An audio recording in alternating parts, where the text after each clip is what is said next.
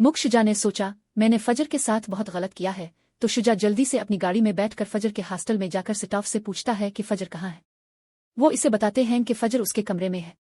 मुख शुजा फौरन फजर के कमरे में जाता है। फजर ने इसे वहां देखा तो चौंक गया।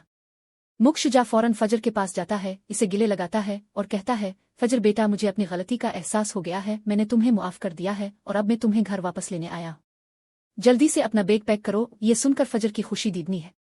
फजर जल्दी से अपना सामान पैक करती है और मुख शुजा इसे गाड़ी में घर ले जाता है। घर में फजर की वालिदा फजर को देखकर बहुत खुश और हैरान होती है।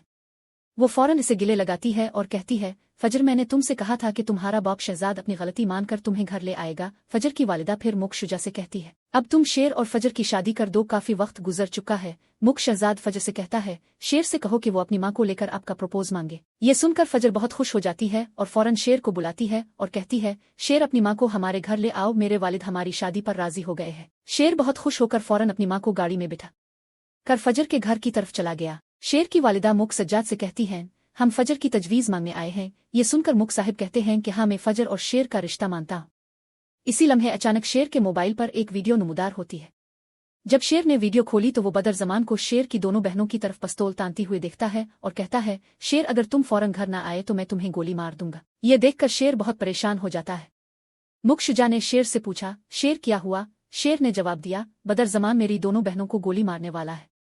बराए मेहरबानी पुलिस को मेरे घर ले आओ, मैं अपनी माँ के साथ घर जा रहा हूँ। शेर फौरन अपनी गाड़ी में बैठा और घर चला गया। जब वो वहां पहुंचता है तो वो बदर जमान को अपनी बहनों के सरों की तरफ पिस्तौल लिए खड़ा देखता है। शेर की बहन इल्तिजा करती है कि शेर, प्लीज हमें बदर जमान से बचाओ।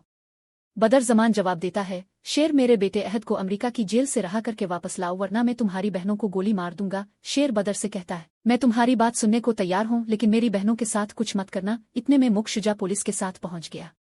पुलिस को देखकर बदर जमान डर गया और पिस्तौल नीचे रख दिया। इसी लम्हे शेर की छोटी बहन ने हिम्मत करके कहा, शेर भाई, फहद ने मुझे ब्लैकमेल किया और मुझे फिल्माया। ये सुनकर शेर गुस्से में आ जाता है और फहद को बुरी तरह मारता है। शेर फिर पुलिस से कहता है कि बदर जमान और फहद को इतनी सख्त सजा दी जाए कि वो ऐसी हरकत न दोहराएं। पुलिस बदर जमान और फहद को हथकड़ियां लगाकर थाने ले गई। उन्हें सख्त मारा पीटा जाता है और 10 साल कैद की सजा सुनाई जाती है। बदर जमान और फहद अपने किए पर पछताते रहे। मुख शुजा ने फिर शेर से कहा, शेर बेटा, मैं फजर को मुआफ करके घर ले आया हूँ। तुम्हारी माँ ने भी फजर से शादी के बारे में बात की है, इसलिए बेहतर होगा कि हम तुम्हारी और फजर की जल्द शादी कर ले।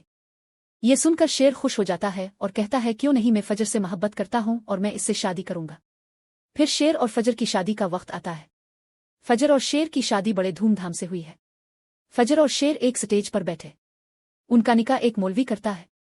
शादी की तकरीब पुख्ता की जाती है। फजर शेर को घर ले आती है और शेर की माँ बहुत खुश होती है। शेर फिर फजर से कहता है, मैं तुमसे सच्ची मोहब्बत करता था, मैंने तुम्हें ढूंढ लिया है और अब मैं तुम्हें जिंदगी में कभी तकलीफ नहीं होने दूंगा। फजर ये सुनकर बहुत खुश हुआ। 1 साल बाद शेर और फजर के यहाँ एक बेटा पैदा हुआ जो उनके घर में खुशियां लेकर आया। मुख शुजा भी शेर के घर आते हैं और उन्हें मुबारकबाद देते हैं। दोनों खानदान अपनी पुरानी दुश्मनी भूलकर एक साथ खुशगवार जिंदगी का आगाज करते हैं। इस तरह ड्रामा एक मीठे अंजाम को पहुंचता है।